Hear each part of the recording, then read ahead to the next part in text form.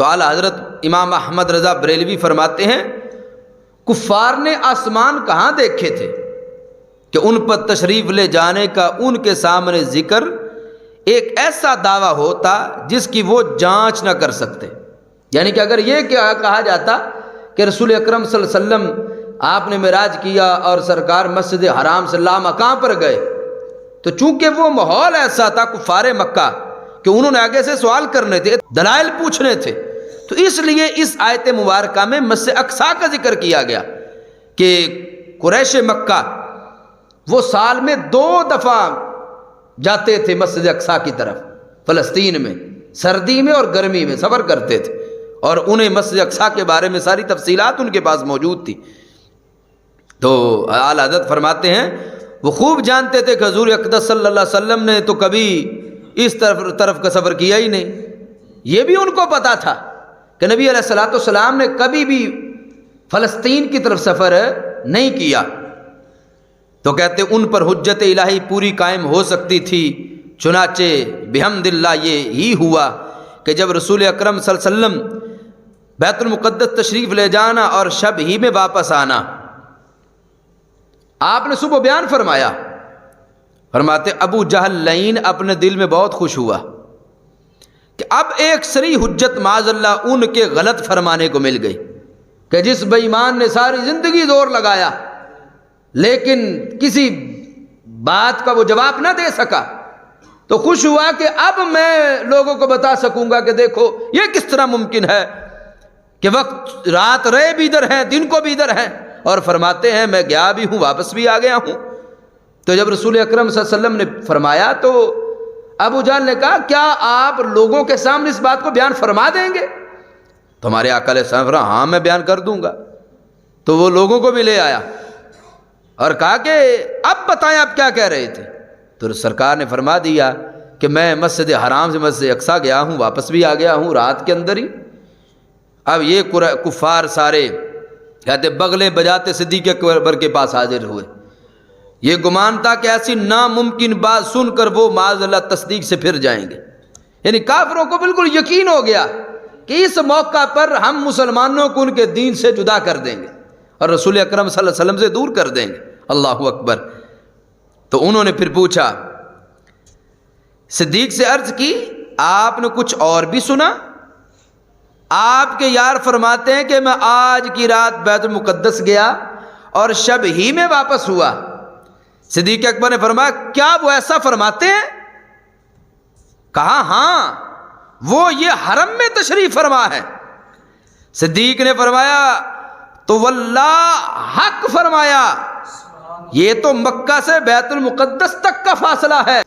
میں اس پر ان کی تصدیق کرتا ہوں کہ صبح و شام آسمان کی خبر ان کے پاس آتی ہے. تو تم معراج کی بات کرتے ہو، تم ایک خبر کی بات کرتے ہو، میں تو صبح و شام جو وحی نازل ہوتی ہے صبح و شام ان کی تصدیق کرتا ہوں. پھر کافروں نے حضور صلی اللہ علیہ وسلم سے بیت المقدس کے نشان پوچھے. جانتے تھے کہ یہ تو کبھی تشریف لے گئے نہیں، کیوں کر بتا سکیں گے؟ ادھر قریش سوال پوچھتے، ادھر سرکار فوری بتا دیتے تھے. اللہ اکبر. کافروں نے کہا واللہ نشان تو پورے صحیح ہیں. پھر اپنے قافلے کا حال پوچھا جو بیت المقدس کو گیا ہوا تھا اور راستے میں حضور صلی اللہ علیہ وسلم کو ملا تھا. سرکار نے بتا دیا کہ کہاں ملا، کس حالت میں ملا اور کب آئے گا. نبی علیہ السلام نے منزل بھی بتائی کہ فلاں منزل میں ہے، اور یہ بھی فرمایا کہ میں اس کے پاس اترا تو میں نے وہاں پیالے سے پانی بھی پیا، اور یہ بھی فرمایا کہ ان کا ایک اونٹ بھاگا، اس اونٹ سے ایک شخص گرا اور اس کا پاؤں ٹوٹ گیا. سرکار نے یہ بھی فرما دیا اور فرمایا قافلہ فلاں دن طلوع شمس کے وقت آئے گا. یہ وقت بھی بتا دیا، اور جو وقت سرکار نے بتایا نا بظاہر ممکن نہیں تھا کہ اس منزل سے اتنے وقت میں وہ مکہ مکرمہ پہنچ جاتا. کہتے یہ مدت جو ارشاد فرمائی منزلوں کے حساب سے قافلے کے لیے کسی طرح بھی کافی نہیں تھی. جب وہ دن آیا کفار پہاڑ پہ چڑھ گئے کہ کسی طرح آفتاب چمکے اور قافلہ نہ آئے. اس انتظار میں یہ دیکھنے کے لیے، اور تو ہم کہہ دیں کہ دیکھو معاذ اللہ وہ خبر غلط ہوئی. کہتے کچھ جانب شرق طلوع آفتاب کو دیکھ رہے تھے، کچھ جانب شام قافلے پر نظر رکھے ہوئے تھے. یعنی ایک گروہ مشرق کی طرف تھا اور دوسرا ملک شام کی طرف.